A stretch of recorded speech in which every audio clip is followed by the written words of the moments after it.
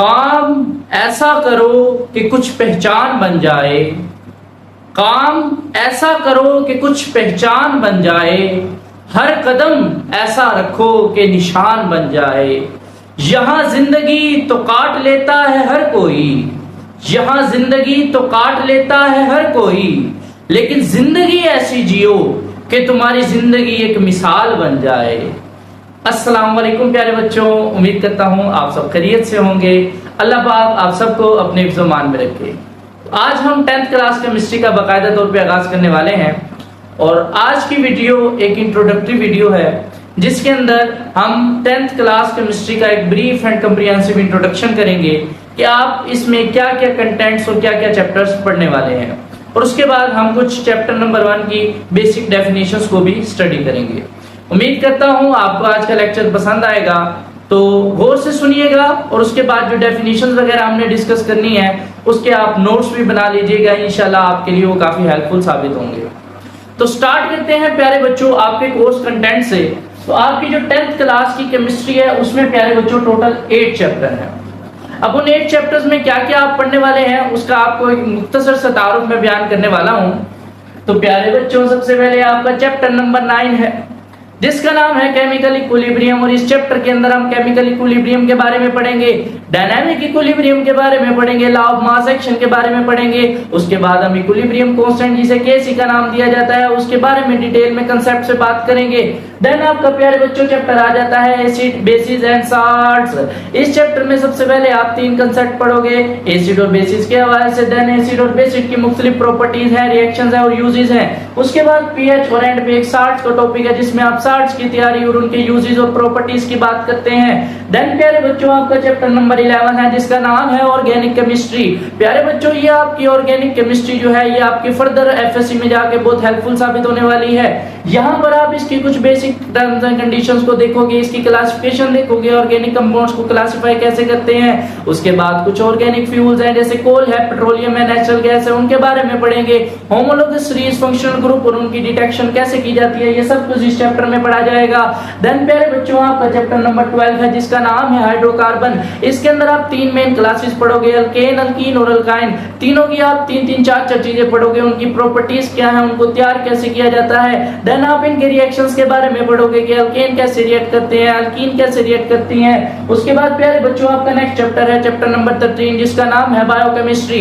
इस चैप्टर के अंदर आपने 5 major biomolecules, protein, lipid, fats, carbohydrates और डीएनए, आरएनए के बारे में डिटेल के अंदर स्टडी करनी है कि इनके यूजेस क्या है, इनके सोर्सेज क्या है, इनका स्ट्रक्चर कैसे होता है। उसके बाद प्यारे बच्चों आपका चैप्टर नंबर 14 है जिसका नाम है एनवायरमेंटल केमिस्ट्री। इस चैप्टर के अंदर आप एनवायरमेंट से रिलेटेड मुख्तलिफ ओजोन लेयर, एटमॉस्फेयर के बारे में पढ़ोगे, एसिड रेन क्या होती है, एनवायरमेंटल पोल्यूटेंट्स क्या है। उसके बाद एटमॉस्फेयर की लेयर्स कौन कौन सी हैं, ट्रोपोस्फेयर, मेसोस्फेयर। उसके बाद प्यारे बच्चों आपका चैप्टर नंबर 15 है जिसका नाम है वाटर। वाटर वाले चैप्टर में आप पानी के मुतालिक तमाम तर तफसीलात पढ़ोगे कि पानी को यूनिवर्सल सॉल्वेंट क्यों कहा जाता है, पानी की हार्डनेस किस तरीके की होती है, सॉफ्ट है, परमानेंट है, आप उसको सॉफ्ट और हार्ड वाटर है, टेम्परेरी हार्डनेस है, परमानेंट हार्डनेस है, उनको दूर करने के तरीके क्या है। उसके बाद आप वाटर पोल्यूशन और एंड पे वाटर से मुतालिक कुछ बीमारियां हैं उनको स्टडी करोगे। उसके बाद प्यारे बच्चों आपका लास्ट है चैप्टर नंबर 16 जिसका नाम है केमिकल इंडस्ट्रीज। इसके अंदर आप कुछ मिनरल्स और उसके बाद बेसिक मेटलर्जिकल ऑपरेशंस के बारे में पढ़ोगे। देन आप पेट्रोलियम इंडस्ट्री को डिटेल में पढ़ोगे। उसके बाद साल्वे प्रोसेस है जिसमें आप यूरिया की तैयारी के बारे में पढ़ते हो। तो ये है आपका पूरा 10th की केमिस्ट्री का कंटेंट। लो ये केमिस्ट्री खत्म हो गई है 10th की, और अगली वीडियो से हम जो है इंशाल्लाह फर्स्ट ईयर की केमिस्ट्री का आगाज करेंगे हैं, ठीक है। तो ये आपका प्यारे बच्चों एक नॉर्मल सा कोर्स कंटेंट है जिसको मैंने एक तरतीब से बेसिक सी टॉपिक्स आपको बताए हैं। तो ये सब कुछ आप पढ़ने वाले हैं, मुश्किल नहीं है, ठीक है, बहुत ही आसान है। बस शर्त ये है कि आपने साथ साथ मेहनत करनी है, उसको तैयार करना है, ठीक है। अब हम अपना बाकायदा तौर पे चैप्टर नंबर 1 का आगाज करते हैं और उसकी 2-3 डेफिनेशंस जो हैं उनको अच्छे से समझते हैं। तो प्यारे बच्चों आपका जो चैप्टर नंबर 1 है 10th क्लास का, इसका नाम है जी केमिकल इक्विलिब्रियम, सही है। अब इसको हम ना थोड़ा सा नाम से समझने की कोशिश करते हैं और इसकी डिटेल में इंशाल्लाह हम पूरा आगे जाएंगे कंसेप्ट के साथ कि केमिकल इक्विलिब्रियम क्या होती है। तो प्यारे बच्चों जब भी आप इक्विलिब्रियम का लफ्ज सुनते हो उसका मतलब होता है बराबरी, ठीक है। इक्वालिटी का नाम आपके ज़हन के अंदर इक्वालिटी का कंसेप्ट आता है, बराबरी, मसावी होना, बैलेंस में होना, ये सब कुछ जब आप इक्विलिब्रियम का नाम सुनते हैं आपके माइंड में आता है। तो होना भी कुछ ऐसा ही है, यहाँ पर भी हमने इक्वालिटी की बात करनी है, बराबरी की बात करनी है, लेकिन वो रेट्स ऑफ केमिकल रिएक्शन के बारे में बात करनी है। तो प्यारे बच्चों, यहाँ पर जो केमिकल लफ्ज है ये नुमाइंदगी करता है केमिकल रिएक्शन की, और इक्विलिब्रियम बात करता है बराबरी की, इक्वल हो जाना। ये नाम से हमें केमिकल इक्विलिब्रियम का कंसेप्ट तो चलो कुछ ना कुछ बिल्डअप हो गया। अब सबसे पहले आपको केमिकल रिएक्शन का पता होना चाहिए, तभी जाकर आप केमिकल इक्विलिब्रियम को समझ पाओगे। सबसे पहले हम केमिकल रिएक्शन की तारीफ को समझते हैं कि आखिर केमिस्ट्री में केमिकल रिएक्शन क्या होता है। तो प्यारे बच्चों, डेफिनेशन है a process that leads to the chemical transformation of one set of chemical substances to another। कि केमिकल रिएक्शन से मुराद एक ऐसा प्रोसेस है, एक वो अमल है जिसके अंदर क्या होती है, केमिकल ट्रांसफॉर्मेशन।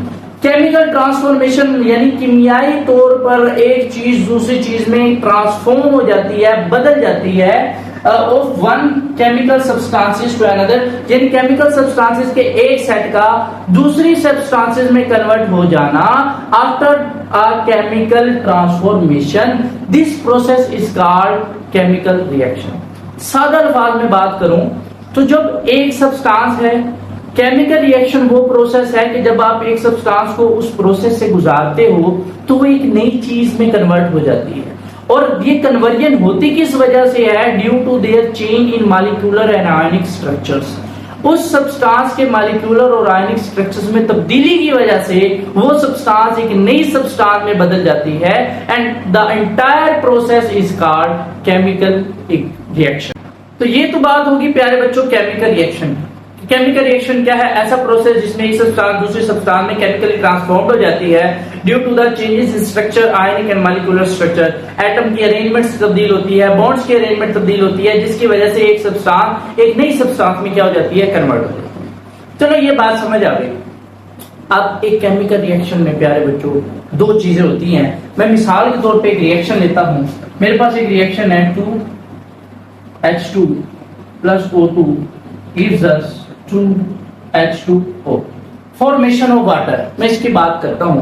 प्यारे बच्चों, इस रिएक्शन में ये जो दो चीजें हैं, हाइड्रोजन गैस और ऑक्सीजन गैस, ये दो गैसेस आपस में रिएक्ट कर रही हैं, कंबाइन हो रही हैं, और इस कॉम्बिनेशन के नतीजे में एक नई चीज बन रही है, पानी, जो क्या है, लिक्विड है।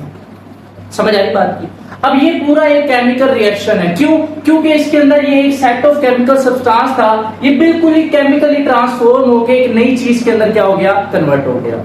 अब जरा बात को समझना है कि इस पूरे केमिकल रिएक्शन में जो चीजें आपस में रिएक्ट कर रही हैं या कंबाइन कर रही हैं, आप उनको नाम देते हो रिएक्टेंट्स का। क्या नाम देते हो? रिएक्टेंट्स का। प्यारे बच्चों, रिएक्टेंट्स की डेफिनेशन क्या होगी? द सब्सटेंसेस दैट कंबाइन या the substances that react during a chemical reaction. के केमिकल रिएक्शन के अंदर जो चीजें रिएक्ट करती हैं या कंबाइन होती हैं, आप उन्हें क्या नाम देते हो? रिएक्टेंट्स का। अब इस केमिकल रिएक्शन में रिएक्टेंट्स के रिएक्ट करने के नतीजे में जो चीज बनती है, नई चीज, उसको आप प्यारे बच्चों क्या नाम देते हो? प्रोडक्ट्स का। ठीक है, तो प्रोडक्ट्स की डेफिनेशन में यहां से निकाल सकता हूं, the new substances that form during a chemical reaction are called product. कि केमिकल रिएक्शन में जो नई बनने वाली चीजें हैं उन्हें आप क्या कहते हो? प्रोडक्ट्स कहते हो।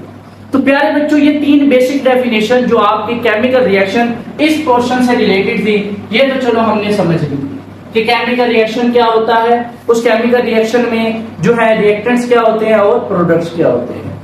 कल इंशाल्लाह नेक्स्ट वीडियो में हम बात करेंगे इस केमिकल रिएक्शन की दो टाइप्स की। रिवर्सिबल रिएक्शन क्या होता है, इरिवर्सिबल रिएक्शन क्या होता है। उसके बाद रिवर्सिबल रिएक्शन से इंशाल्लाह हम अपने बेसिक कंसेप्ट की तरफ जाएंगे, इक्विलिब्रियम की तरफ, जो इस चैप्टर की जान है। उम्मीद करता हूं आपको आज की वीडियो पसंद आई होगी। अगर कोई बात समझ नहीं आई तो आप कमेंट सेक्शन में पूछ सकते हैं। मिलते हैं नेक्स्ट वीडियो में, तब तक अपना ख्याल रखिएगा। खुदा हाफिज।